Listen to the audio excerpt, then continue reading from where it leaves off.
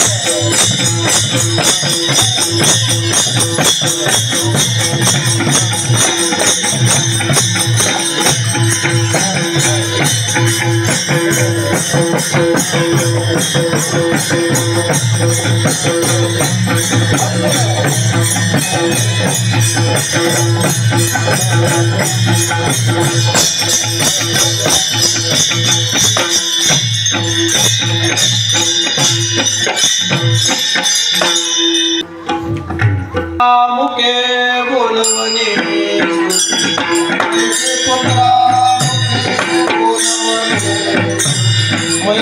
पुत्रा मुके बोलवणे रोग सभवा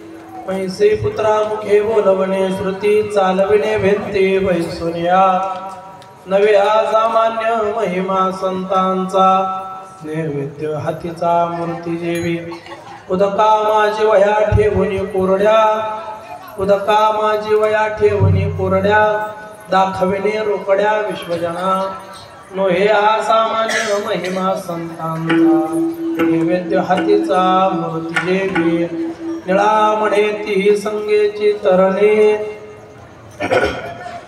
निळा म्हणे ती संगेची तरणे दीन उद्धरणे नवल कोण नव्हे हा सामान्य महिमा संतांचा नैवेद्य हातीचा मूर्ती जेवी विठ्ठल विठ्ठल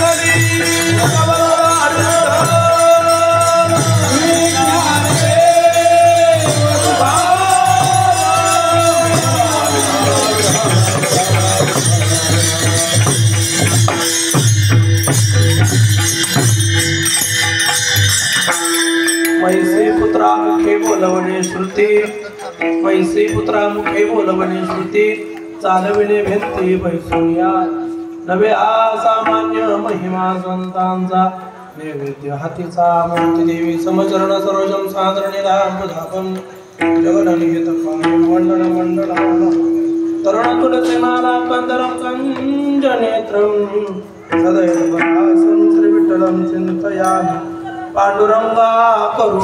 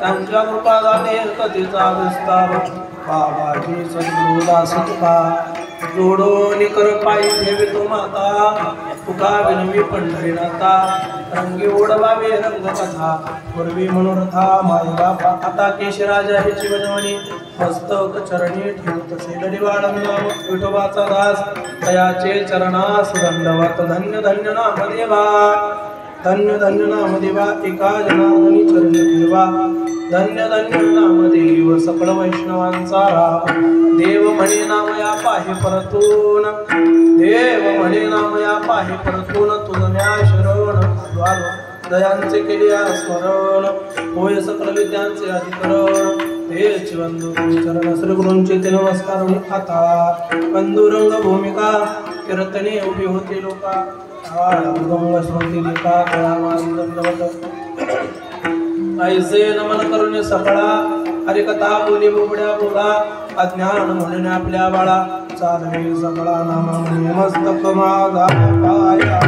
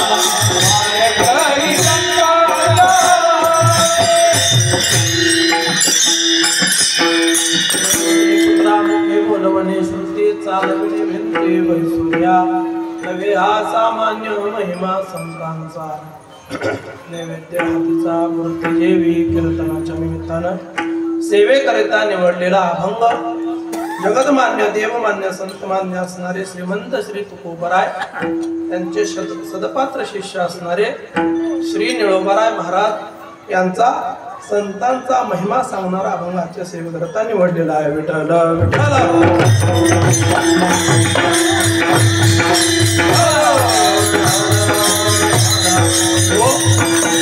अभंग श्रीमंत श्री निळोबरायांचा प्रतिपाद्य अभंगातून श्री संत निळोबराय संत महात्म्यांचं महिमान वर्णन करतात. सेवेला प्रारंभ करण्यापूर्वी अल्पसहा पदार्थ द्यायचा तो म्हणजे असा. मौजे शिंगोली तालुका मोहोळ जिल्हा पंढरपूर सोलापूर इथं सुरू असलेला अखंड हरिनाम सप्ताह ग्रंथराज ज्ञानेश्वरी पारायण वर्ष 6वे आणि या 6व्या वर्षातील आजची 4थ्या दिवसाची सेवा श्री गुरु मालकांच्या आज्ञेनं सद्गुरू श्री गुरुजीवर अशंकर फडाचे मालक विद्यमान मालक असणारे सगळेच मालक इथं उपस्थित असणारे आमचे सद्गुरू मालक माधव महाराज असतील, हरी महाराज असतील, त्यांच्या आज्ञेनं त्यांच्या कृपेनं ही आलेली सेवा आणि मग सेवके सांगितले करावे ते काम त्याचे हुंतू पण काम नये या न्यायाला धरून मालकाने सांगितलं सेवा करायला लागते. आम्ही पण ती सेवा स्वीकार केली. आता जसं जसं जसं ज्ञानोबराय नामदेवराय नाथराय तुकोबराय मला अल्पशी बुद्धी देतील तसं तसं अभंगाचं विवेचन करण्यासाठी तुमच्या समोर उपलब्ध होतो. विठ्ठल विठ्ठल.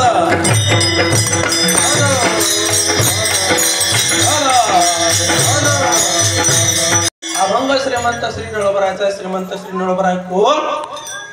निळोबराय तुकोबरायांचे सदपात्र शिष्य होते. महाराज शिष्य अनेकांना असतात, शिष्य सगळ्यांना शिष्य असतात नाही का.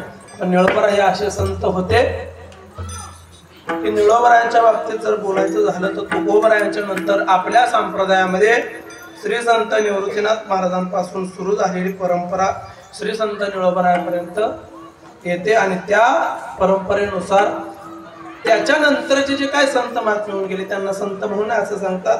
आमचे श्री गुरु तर सांगतात असं सांगतात की ज्या संत महात्म्यानं ज्ञानोबरायाचं वर्णन त्याच्या काव्यामध्ये वाङ्मयामध्ये केलं नाही त्याला संत म्हणायचं नाही, त्याचं प्रमाण टाळावर म्हणायचं नाही. आणि मग नी पासून सुरू झालेली ही संतांची परंपरा ही नी पर्यंत येते. म्हणजे श्री संत निवृत्तीनाथ महाराजांपासून सुरू झालेली संतांची परंपरा ही श्री संत निळोबरायांच्या नंतर निळोबरायापर्यंत येते.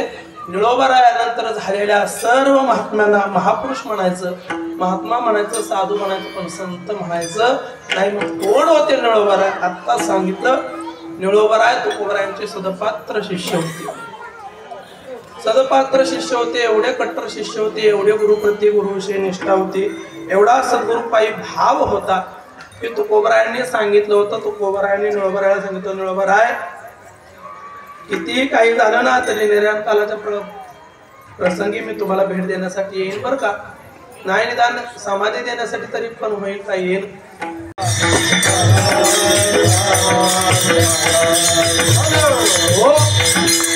निळोबरायांनी विचार केला तुकोबरायाचा वैकुंठ गमन झाले, तुकोबरायाची आपल्याला भेट व्हायची, सद्गुरु कृपा व्हायची, म्हणून काय करावं म्हणून निळोबरायांनी अधिष्ठाना बसली. निळोबरायांनी एकसारखं श्री तुकोबरायांचं अधिष्ठान सुरू केलं. 41 नवे 42 दिवसाचं ते कठोर असं अनुष्ठान केलं. त्यामध्ये अन्न त्याग केला, जल त्याग केला. 1 महिना झाला तरी त्या अनुष्ठानावरून निळोबराय काय उठणार. 40 दिवस झाले. 41वा दिवस उजाडला, 42वा दिवस उजाडला. भगवान पांडुरंग परमात्म्याला काळजी लागली. आता जर निळोबरायांचं काय बरं वाईट झालं तर त्याला फक्त आणि फक्त माणसं आपल्याकडे पोट दाखवणार परमार्थ करत होता म्हणून ही अशी अवस्था झाली. तसं काही करून न देता माणूस ह्या कलियुगामध्ये किती दिवस उपाशी राहू शकतो. महाराज कलियुगामध्ये अन्नमय प्राण असल्यामुळे जास्त दिवस माणूस फार तर महिना, पण महिना उलटून गेला. 10 दिवस वर झाले. 41वा दिवस उजाडला. 42व्या दिवशी देवाला राहावेना सगुण मूर्ती भगवंताची पांडुरंग परमात्म्याची निळोबरायांच्या समोर उपस्थित झाली. निळोबरायांना सांगितलं, निळोबराय डोळे उघडा, मी आलोय. निळोबरायांनी डोळे उघडले, बघितलं समोर पंढरी पांडुरंग परमात्मा आहे, तुकोबराय नाही येत. मग काय करायचं? काय नाही. निळोबरायांनी परत डोळे झाकले, आहे तसा आपला जप सुरू केला. श्री तुकोबराय, श्री तुकोबराय, श्री तुकोबराय. देवानं मनामध्ये विचार केला, योगी मुनी ध्यानी जपी तपी संन्यासी महात्मे साधू माझी एक छटा प्राप्त करण्यासाठी एका वेळेला दर्शन होण्यासाठी नाना प्रकारची साधनं करतात. त्यांच्या साधं स्वप्नात सुद्धा मी जात नाही. निळोबारायांच्या समोर त्यांनी न बोलावता इथं उभा आहे तरी निळोबाराय डोळे झाकून घेतात. एवढं सगळं भागल्याच्या नंतर सगळं झाल्याच्या नंतर निळोबाराय तोपर्यंत देव बोलत होते तोपर्यंत निळोबाराय शांत होते. मग देवाचं बोलणं थांबल्याच्या नंतर मग निळोबारायनं डोळे उघडले, देवाकडे बघितलं आणि निळोबा देवानं जसं म्हटलं की मी न बोलवता आलो. निळोबारायने पहिला प्रश्न केला, मी तुला बोलवलं होतं का? मी हो ठीक आहे. ज्या वेळेस त्या द्रौपदीचं त्या कौरवांच्या भरसभेमध्ये वस्त्रहरण चाललं होतं त्यावेळेस तिनं तुझा धावा केला, तू तिथे गेला, ठीक आहे ना. पुराणामध्ये माहिती आम्हाला सांग, पुराणातली माहिती आम्हाला सांगू नको. ज्या वेळेस त्या गजेंद्रानं त्या नखरानं त्या गजेंद्राचा पाय पाण्यामध्ये धरला, हजारो वर्ष त्या नखराचं आणि गजेंद्राचं युद्ध चाललं, त्यावेळेस तुला बोलवणं केलं, तिथं तू गेला तोपर्यंत ठीक आहे. पण आता तुला इथं कोणी बोलवलंय का, कोणी पाचारलंय का, कोणी तुझी प्रार्थना केली, कोणी तुला नैवेद्य दाखवलाय, कोणी तुझी पूजा अर्चना केली का? तरी महाराज तरी कसा, एवढं नाही महाराज, फार फार फार झालं तर टोकाचं निळोबराय बोलून घे. निळा म्हणे आम्ही नवल भोजी देवा, निळा म्हणे आम्ही भोजी देवा, निळा म्हणे आम्ही नवल भोजी देवा, निळा म्हणे आम्ही नवल भोजी देवा. निळा म्हणे नवल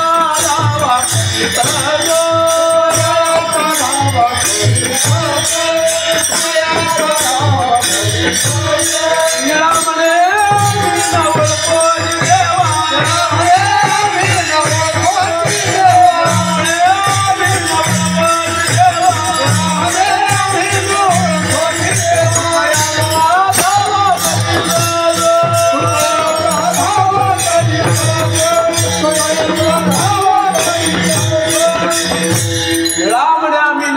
देवा, देवा तू कयाचा धावा करीत असू प्रार्थनेला वाचूनी आलास. तुला कोणी इथं बोलावलं होतं का? तुला इथं कोणी प्रार्थना करून येच म्हणलं होतं का? नाही ना. मग कशाला सांगतोय फुकाट आलो ना, असं आले कसं आलं. असे असणारे निळोबराय सदपात्र शिष्य होते. ज्यांचे सदपात्र शिष्य होते तुकोबराय, ते तरी काय साधे सुधे होतो का? इतर बाबताच्या बाबतीत बोलायचं झालं तर इतर वाङ्मयामधून फार काय सांगता येतं, पण तुकोबरायच्या बाबतीत बोलायचं झालं तर तुकोबराय परमभक्त होते. इतर संतांचं वाङ्मय इतर संतांनी लिहिलंय, पण तुकोबरायच्या बाबतीत बोलायचं झालं तर स्वतः तुकोबराय म्हणतात, तुकी तुकला तुका विश्वी भरणी मुरला, विश्वी मुरला तुका विश्वी भरणी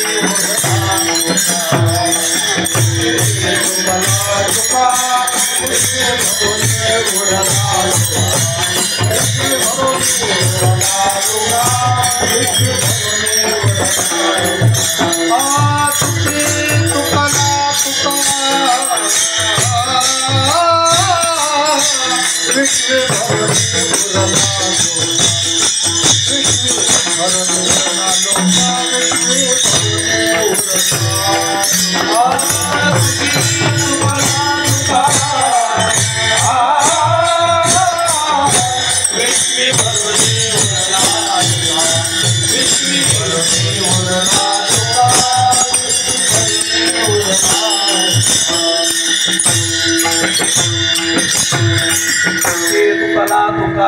विश्वी भरवणी उरला लोक असे असणारे तुकोबराय, त्यांचे असणारे सदपात्र शिष्य निळोबराय यांचा अभंगाच्या सेवेकरता निवडलेला निळोबराय या अभंगातून संत महात्म्यांचं महिमा आपल्या समोर प्रतिपादन करतात. का हो?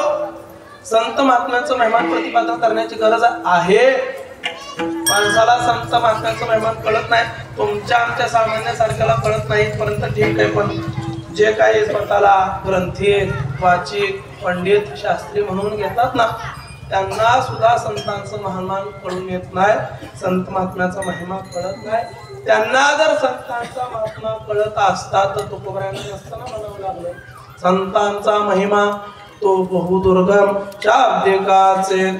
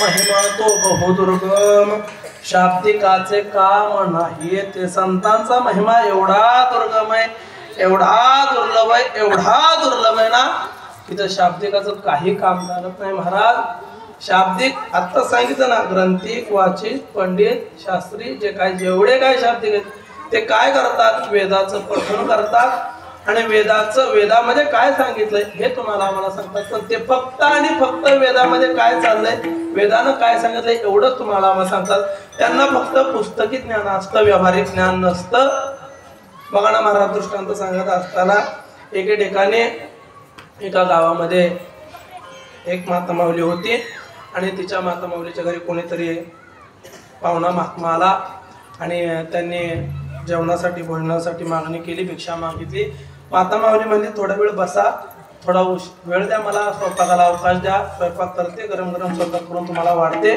म्हणून माता माऊली घरामध्ये गेली चूल पेटवायला चुलीमध्ये सरपण घातलं बघितलं इकडं तिकडं तर घरात काडीपिटी सुद्धा नव्हती आणि महाराज घरातलं रॉकेल सुद्धा संपलं होतं त्यावेळेस रॉकेल मिळत होतं आता रॉकेल मिळत नाही ना आमच्याकडे पण नाही मिळत त्यावेळेस रॉकेल मिळत होतं आता रॉकेल मिळत नाही घरचं रॉकेल संपलंय काडीपिटी संपली काय करावं माता माऊलीला प्रश्न पडला आणि मग ते माता माऊलीने विचार केला आपल्या घराच्या समोर ब्राह्मण काकांचा वाडा आहे त्या ब्राह्मण काकांच्या वाड्यामध्ये आता गणपती बाप्पाचा जन्मोत्सव साजरा झालाय आणि त्या जन्मोत्सवानिमित्त तिथं त्या ब्राह्मण काकांनी यज्ञ केला होता आणि त्या यज्ञामध्ये अजून राग गरम असेल वस्तू वगैरे असेल जाऊन आणावा म्हणून त्या ब्राह्मण काकाकडे गेली तर ब्राह्मण काकांना मागणी केली देवा असं झालंय मला थोडासा तुमच्या चुलीतला वेंगळ वस्तू थोडासा द्या ब्राह्मण काका म्हणले मला काय संगती घेऊन जायचंय का जाय ना घेऊन थोडासा विचार केला कशात न्यावा ब्राह्मण काका म्हणले घरी जा काहीतरी भांडा आण काहीतरी आण ते द्यायला काहीतरी आण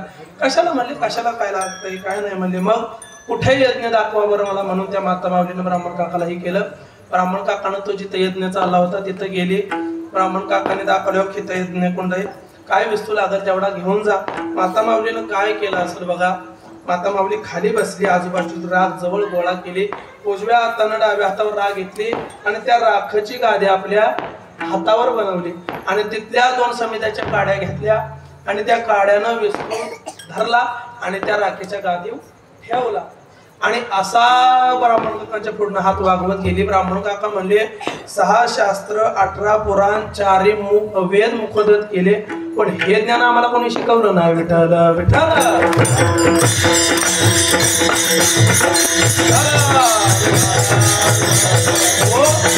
कशासाठी सांगितलं शाब्दिकाला फक्त शब्दाची जाण असते तुकोबाराय म्हणतात संतांचा महिमा प्राप्त करून घेण्यासाठी कळवून घेण्यासाठी शाब्दिकाचं काम नाही का शाब्दिकाचं काम नाही कारण त्यांना फक्त आणि फक्त त्या ग्रंथामध्ये जी रुची असते त्याचाच सांगता येतं व्यावहारिक ज्ञानाचा त्यांचा एवढा काय संबंध नसतो मग संतांचा महिमा एवढा दुर्लभ आहे का हो महाराज एवढा दुर्लभ आहे नाथ महाराजांचं जर प्रमाणामध्ये पाहायचं गेलं तर नाथराय म्हणतात पाहुणा घालवेल पालान पायी चालवेल गगन भूत भविष्य कळो येईल वर्तमान परित्या साधूचे नकळे महिमान ऐसे कैसी आली भेट तिथे साधू नाथराय सांगतात या संत महात्म्यांचा महिमा एवढा दुर्लभ आहे एवढा दुर्गम आहे की अशक्य असणाऱ्या गोष्टी आपल्या प्रयत्नानं सायासानं घडवून आणता येतील पहिलं उदाहरण सांगितलं पवना घालवेल पालान पवन म्हणजे वारा पालान म्हणजे वाऱ्यावर खोगीर घालता येईल वारा तुम्ही बघितलाय का नाही मी पण नाही बघितला पण त्या न दिसणाऱ्या वाऱ्यावर खोगीर घालता येईल ते सहज सोपं सहज साध्य करून घेता येईल दुसरं सांगितलं पवना घालवेल पालन पायी चालवेल गगन. या संपूर्ण ब्रह्मांडाची पायानं चालत परिक्रमा करता येणं शक्य आहे का हो? नाही ना. पण ते सुद्धा शक्य होईल. माग काय घडून गेलंय, आता काय घडतंय, पुढं काय घडणार आहे हे अभ्यासाच्या जोरावर कळवून घेता येईल. पण त्या साधूचे नकळे महिमान गा, पण त्या साधू महात्म्याचं महिमान कळत नाही, कळवून घेता येत नाही. त्यासाठी काय व्हावं लागतं तुकोबारा सांगतात, तुका म्हणे अंगे व्हावे ते आपण, तरीच महिमान येईल कळू. त्यासाठी स्वतः आपण त्या पदापर्यंत प्राप्त झालं पाहिजे, तेव्हा त्या साधू महात्म्याचं महिमान आपल्याला कळून घेता येतात. दुसरा तुकोबारांच्या प्रमाणामध्ये सांगायचं झालं, तुकोबाराय म्हणतात भक्ताचा महिमा भक्ताची जाणारी, भक्ताची जाणारी,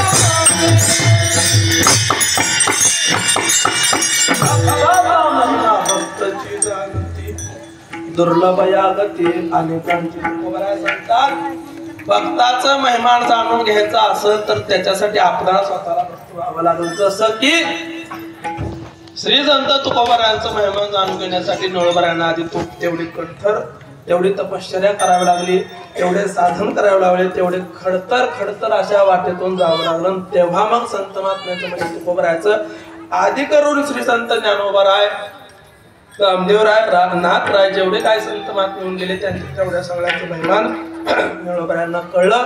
एवढा संतांचा महिमा दुर्गम आहे. मग महाराज संतांचा महिमा जसा दुर्लभ आहे ना, तशी संतांची भेट सुद्धा दुर्लभ आहे. त्याच अभंग मगाशी नाथरायच्या अभंगाचं प्रमाण दिलं, त्याच प्रमाणाचं पुढचं प्रमाण ते प्रमाण सांगितलं महिमेवलं. कुठलं गगना पवना घालवेल पालान पायी चालवेल गगन, भूत भविष्य कळो येईल वर्तमान, परी त्या साधूचे नकळे महिमान गा हे सांगितलं महिमानाचं. त्याच अभंगामध्ये ह्याच्या पुढच्या चरणामध्ये तुकोबाराय संत महात्म्यांची भेट किती दुर्लभ आहे त्याचं प्रमाण सांगतात. चंद्रामृत सुखे सेवकी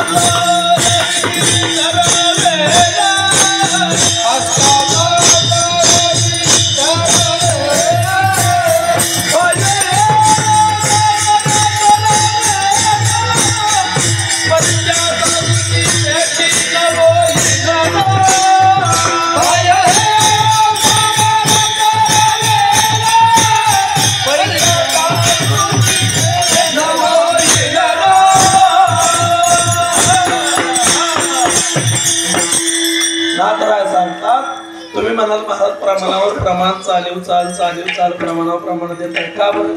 का महाराज आम्ही कारभाराच्या वारकऱ्यामध्ये चालतो.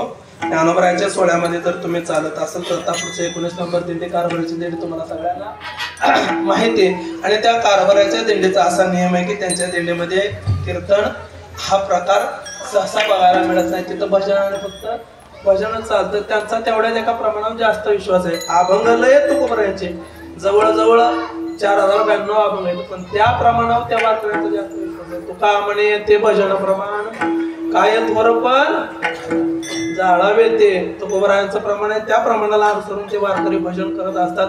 आणि मग वारकरी असल्यामुळं तुमच्यासारख्या संत मंडळींचा मालकांचा आशीर्वाद प्राप्त असल्यामुळं तर आमच्यासारख्या पण भजन करायला मजा येते. विठ्ठल विठ्ठल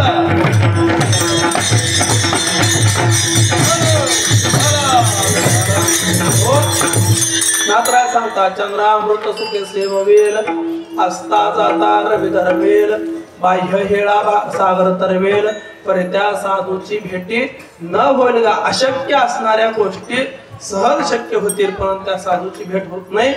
एका तीर्थावळीचा प्रसंग सांगतो पुढे चालतो. ज्या वेळेस ज्ञानोबरायांच्या मनामध्ये असा विचार आला की आता आयुष्य कळसाशी आले, आपलं आयुष्य कळसाला आलाय, काय करावं म्हणून पंढरपूर आळंदीहून पंढरपूरला आले. पंढरीश पांडुरंग परमात्म्याच्या घरामध्ये न जाता मंदिरामध्ये न जाता डायरेक्ट नामदेवांच्या घरी गेले. नामदेवांचं घर त्यावेळेला नामा म्हणे ओ शेवटी घर चंद्रभागे तटी असा असणार त्यावेळी ते झोपडा असणार. नामदेवांच्या तिथं गेले. मग काय महाराज नामयाची भेटी ज्ञानदेव आले, लोटांगण घातले नामदेवे. ज्ञानोबरायांच्या भेटीला नामदेवरायांच्या भेटीला ज्ञानोबराय आले, लोटांगण घातली, यथाविधीनं पूजन केलं. सगळं झाल्याच्या नंतर ज्यावेळेस मग एकांतात बसल्यावर मग नामदेवरायांनी मनातला प्रश्न विचारला, ज्ञानोबराय महिन्याची वारी नाही, आषाढी नाही, कार्तिकी नाही, कुठला सोहळा नाही, कुठली जयंती नाही, पुण्यतिथी नाही, कुठला उत्सव नाही, काय प्रयोजन पंढरपूरला येण्याचं? मग ज्ञानोबरायांनी सांगितलं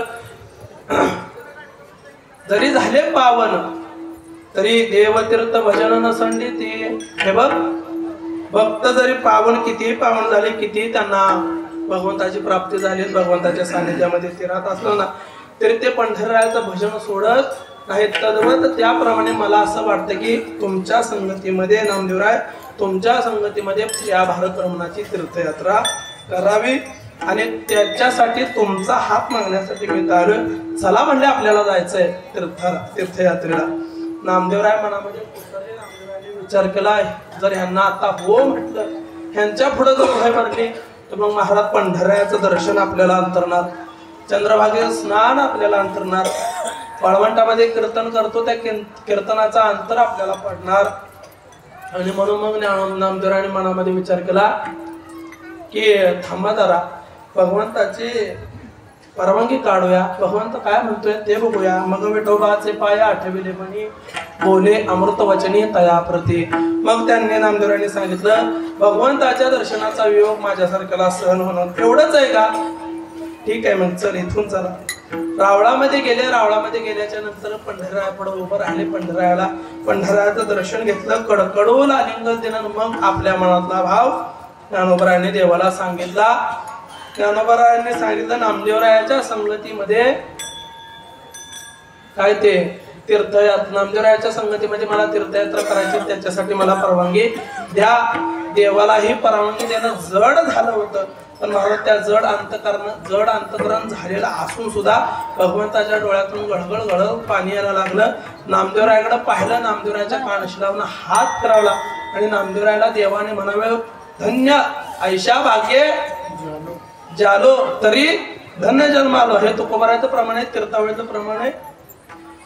प्रत्यक्ष मूर्ती ज्ञानेश्वर, प्रत्यक्ष ब्रह्म मूर्ती ज्ञानेश्वर तरी तसे आदर संगतीचा. हे बघ नामदेवा, ऐसे भाग्य जेणे सर्वस्वे साधावे, तरीचा जन्मा यावे विष्णुदासा विठ्ठल.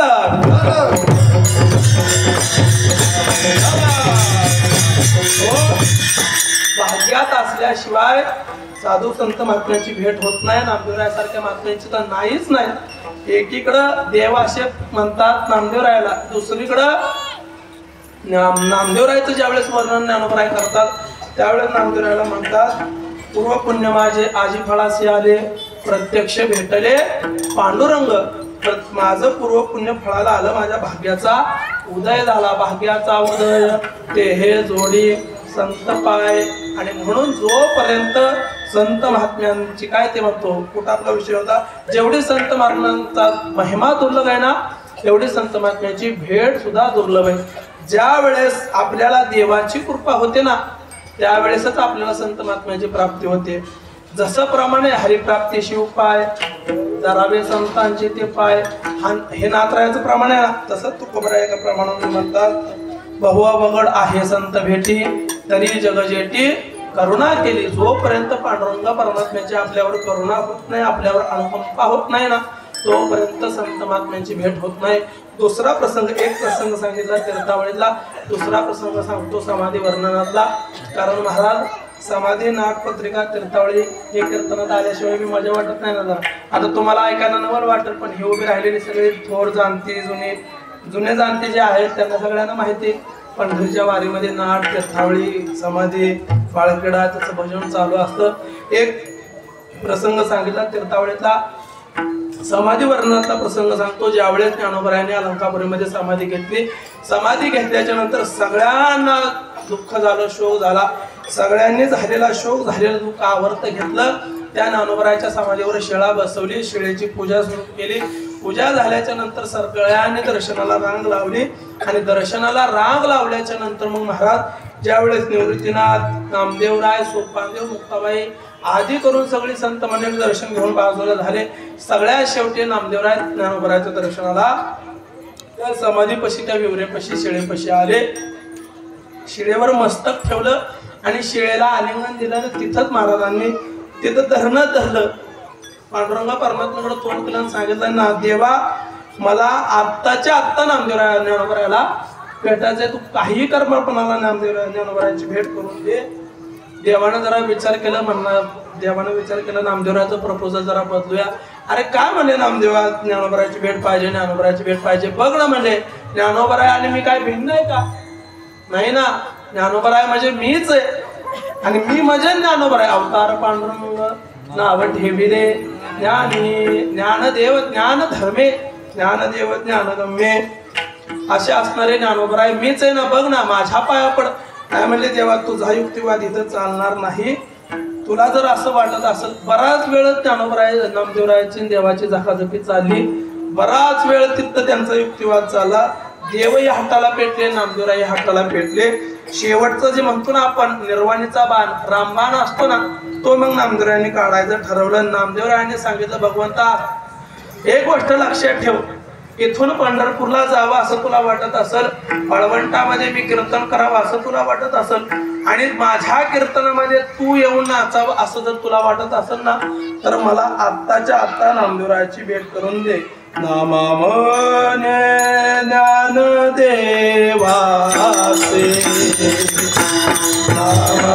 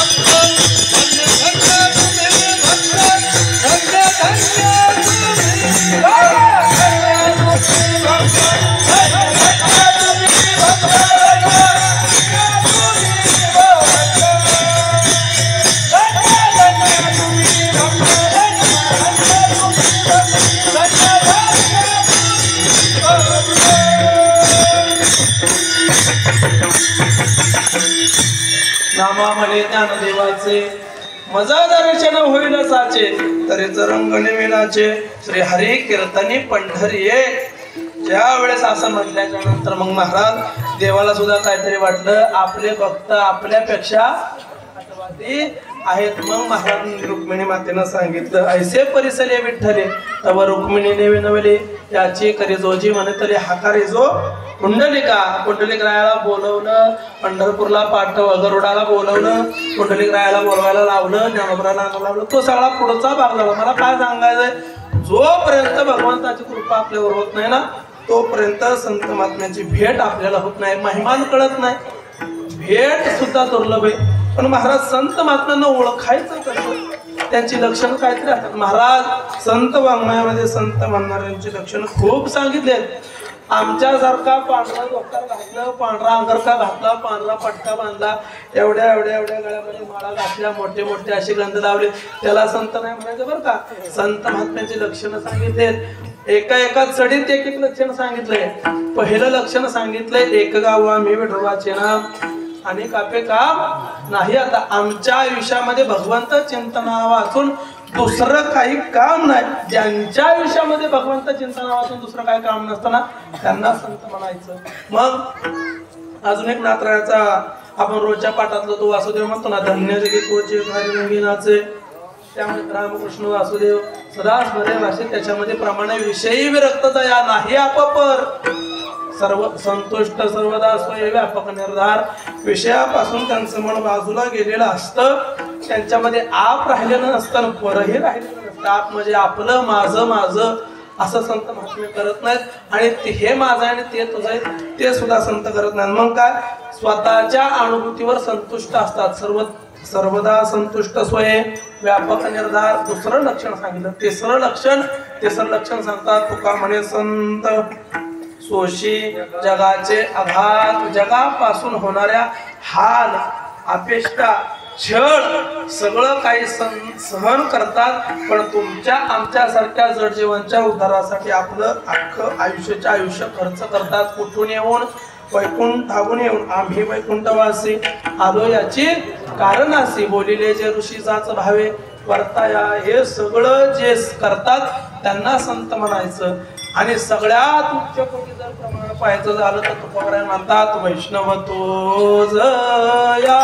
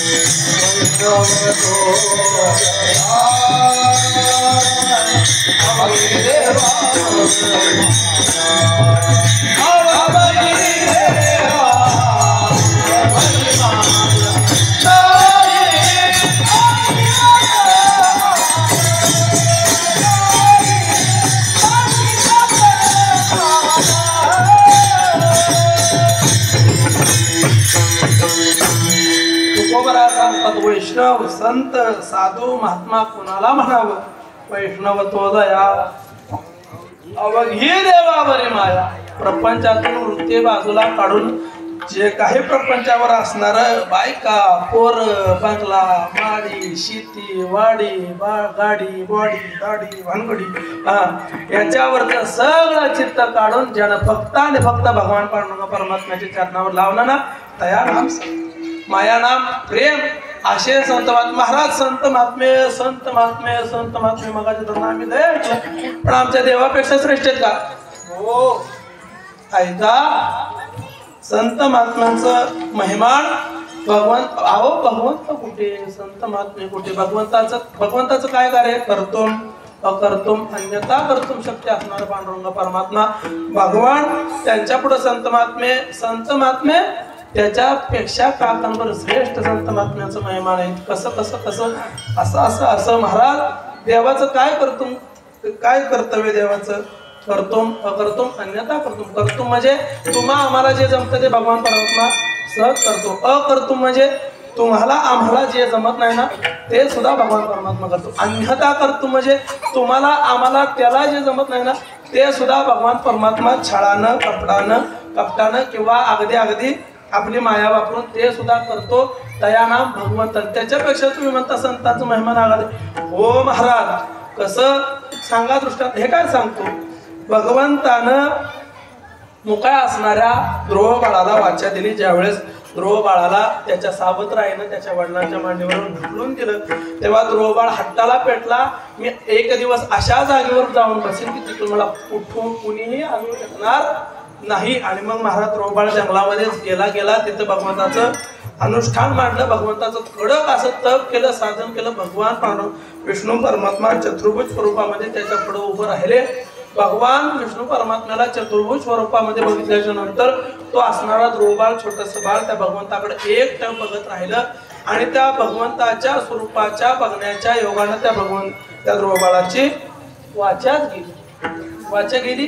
हो वाचा गेली महाराज. वाचा गेल्याच्या नंतर मग काय करावं म्हणून भगवान विष्णू परमात्म्यानं आपल्या हातामध्ये असणारा शंख त्याच्या गालाला लावला आणि मग वाचा गेलेला ध्रुव बाळ कसं काय बोलू लागे. वेदनीतीच्या रोच्या जणू काय ध्रुव बाळ बोलू लागतो. हे झाले भगवंताची करणी. पण देवाची संत महात्म्याची करणी त्याच्यापेक्षा जास्त आहे ना. संत महात्म्यांनी काय केलं तेच अभंगाच्या पहिल्या चरणामध्ये निळवराय सांगतात. मैत्री पुत्रा मुखे बोलवणे श्रुती चालवणे भिंती बैसून या. महाराज देवाचं महात्म्य एवढं जरी असेल ना तरी देवापेक्षा काकणभर संत महात्म्यांचं महिमान श्रेष्ठ आहे. निळोबरायांच्याच प्रमाणामध्ये सांगायचं झालं तर निळोबराय म्हणतात निळा म्हणे तुमची करणी देवाहुनी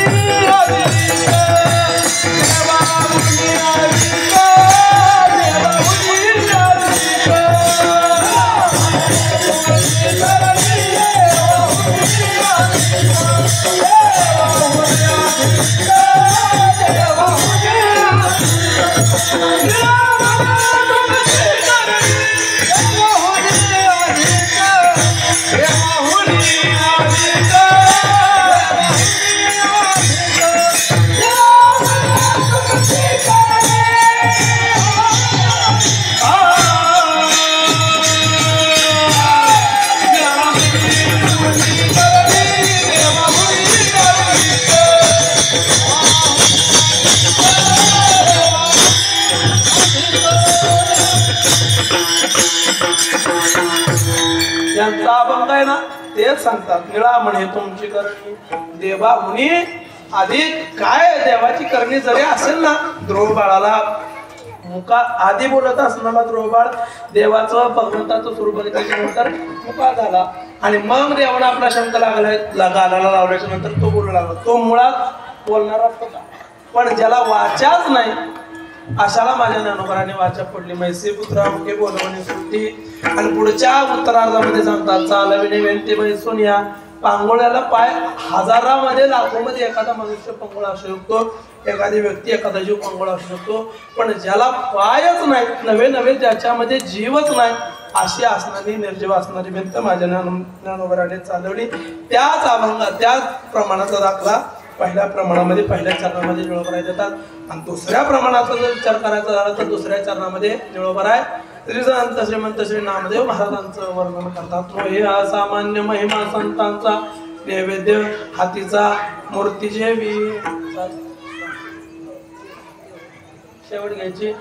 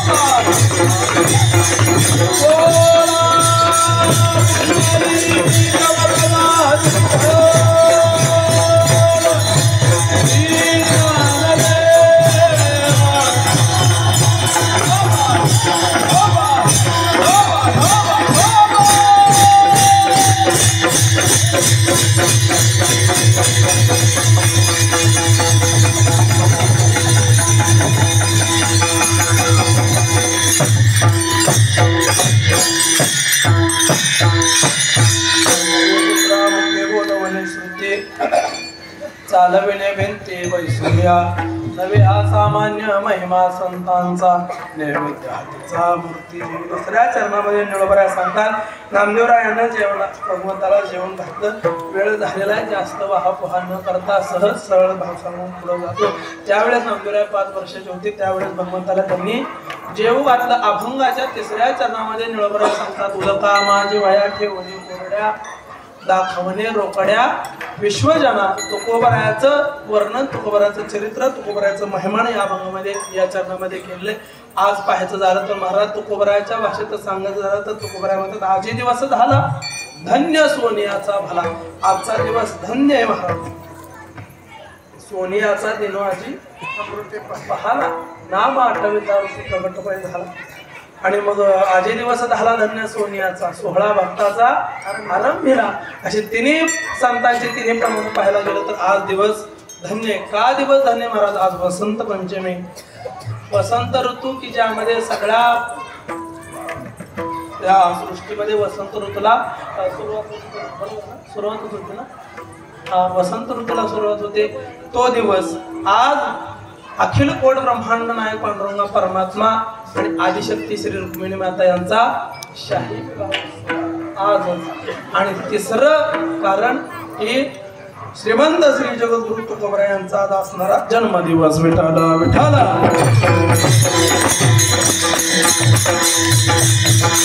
हो, म्हणून या तिसऱ्या चरणावर थोडंसं काहीतरी बोलावं. अगदी अल्पसं चरित्र 5 मिनिटात सांगतो, वेळ होऊन गेला. मला हे काय जवळ जायचं, कोल्हापूर कुठं, सातारा कुठं, मला पण पुणेही बहुत करणे आहे, त्याच्यामुळे जास्त वेळ तुमचा घेत नाही. म्हणून अल्प सहचरित्र सांगायचं झालं तुकोबरायाचं बोलोबा आणि कणकाई मातेच्या पुढे तुकोबरायाचा जन्म झाला. 12 वर्षापर्यंत बालपण गेलं. त्याच्यानंतर संसाराचा भार शिरावर पडला आणि त्याच्यानंतर मग महाराज दुष्काळ पडला. दुष्काळी आटीला द्रव्य नेला मान, एक स्त्री अन्न करता मिळे असं झाल्याच्या नंतर मग नाही अनुताप पांगारी दिशा, स्वेद निगोदे अवघे आशा, कौशिला आधी होता अशी तैसा, तुकामणी दशा भोगी वैराग्य. या अनुकंपेवर, या प्रमाणावर तुकोबरायांनी सगळ्या संसाराचा त्याग केला. एकमेव भगवंताच्या भक्तीचं साधन म्हणून हातामध्ये टाळ विणा चिपळ्या घेतल्या आणि बरड्यावर जावं, भंडाऱ्यावर जावं, भामचंद्रावर जावं, भगवंताचं गुणनाम वर्णन करावं, भजन करावं, भक्ती करावी. त्या अनुषंगानं त्यांना भगवंताची सगुण रूपामध्ये सुद्धा भेट झाली. एके दिवशी एके रात्री नामदेवरायांना सोबत घेऊन पांडुरंग परमात्मा तुकोबरायांच्या स्वप्नामध्ये गेले आणि तुकोबरायांना सांगितलं, नामदेवे केले स्वप्ना माझी जागे, सवे पांडुरंगे येऊन या, सांगितले काम करावे कवित्व, वावुगे निमित्त बोलू नये. तुकोबराय फार भक्ती केली. आता एक राहिलेलं काम तेवढं करा. काय काम करा?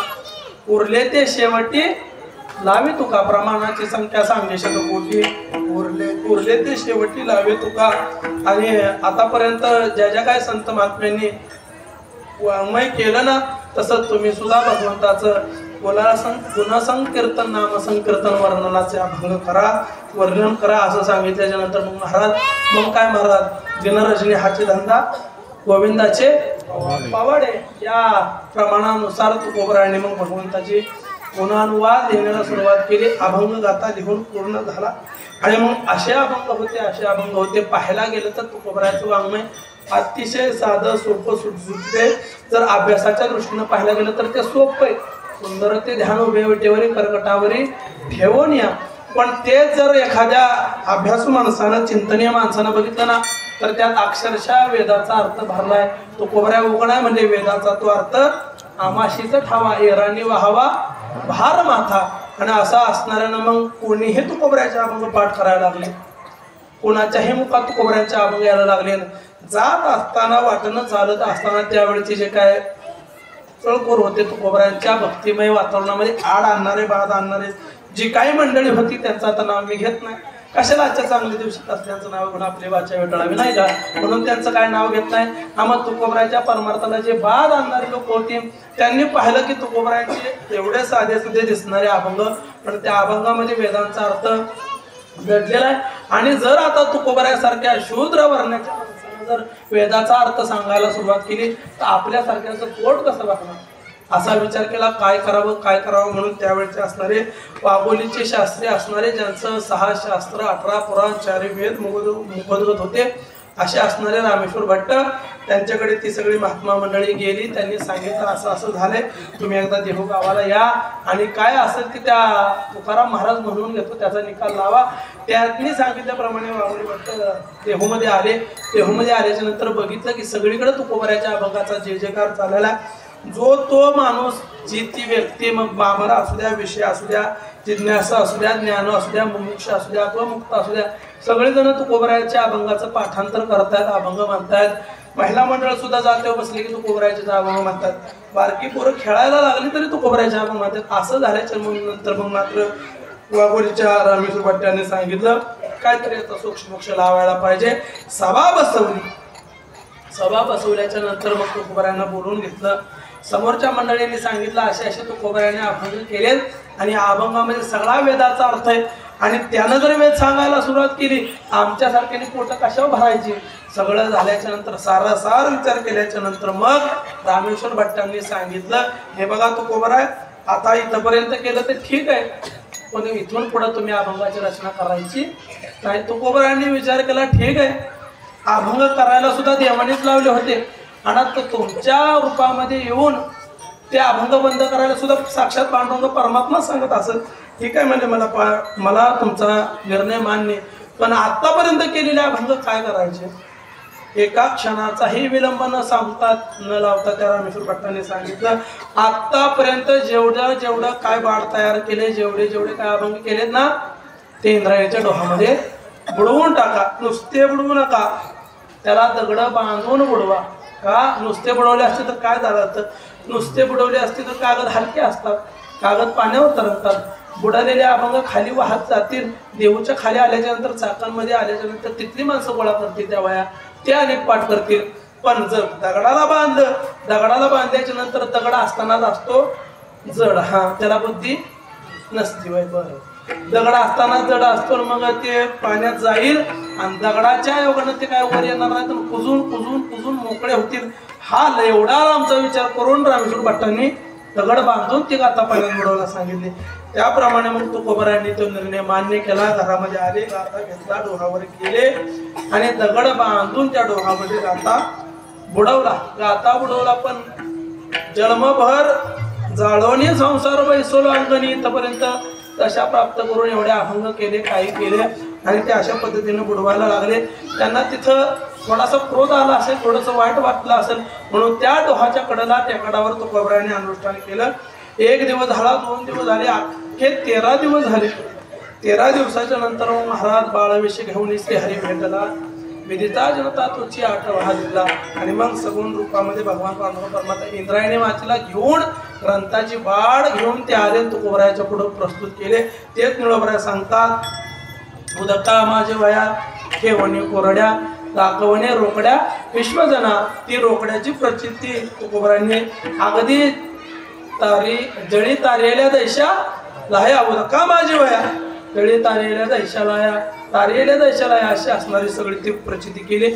असे हे ज्ञानोबर आहे, असे हे नामदेव आहे, असे हे तुकोबाराय संत महात्मे. त्यांच्या संत महात्म्याच्या संगतीमध्ये गेल्याच्या नंतर तुमच्या आमच्या सारख्या जडजीवाचा उद्धार होणार नाही का, असं प्रश्नार्थक निळोबराय शेवटच्या चरणामध्ये म्हणतात. निळा म्हणे ती संगेची तरणे दीन उतरणे नवल कोण.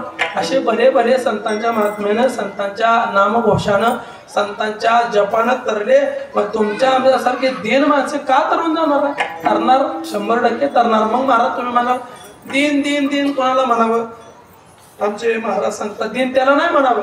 घरामध्ये मिस्टर आणि मिसेसचं भांडण झालं म्हणून तोंड फुगवून चंद्रभागेच्या घाटावर जाऊन एकटा चंद्रभागेच्या पाण्याकडे तोंड करून बसला, तोंड फुगवलं. फोन लावाना, घरी पोरं बोलवाय गेली त्यांच्याबरोबर बोलवाय गेली त्यांच्याकडे येईना.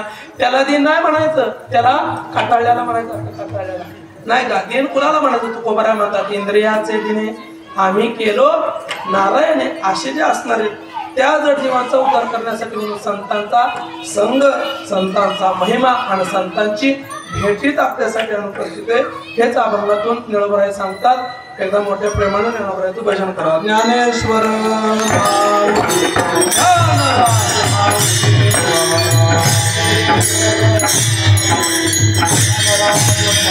महाराज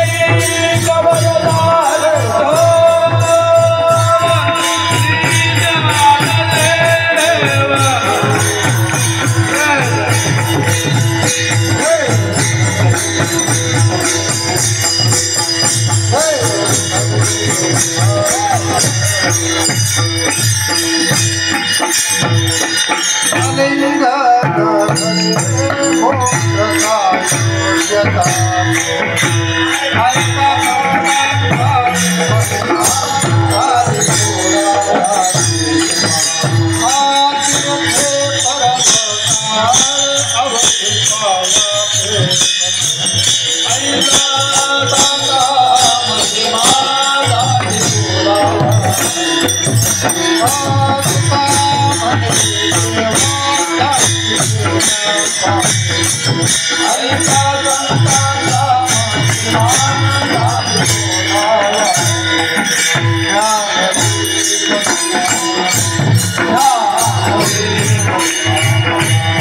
Yeah.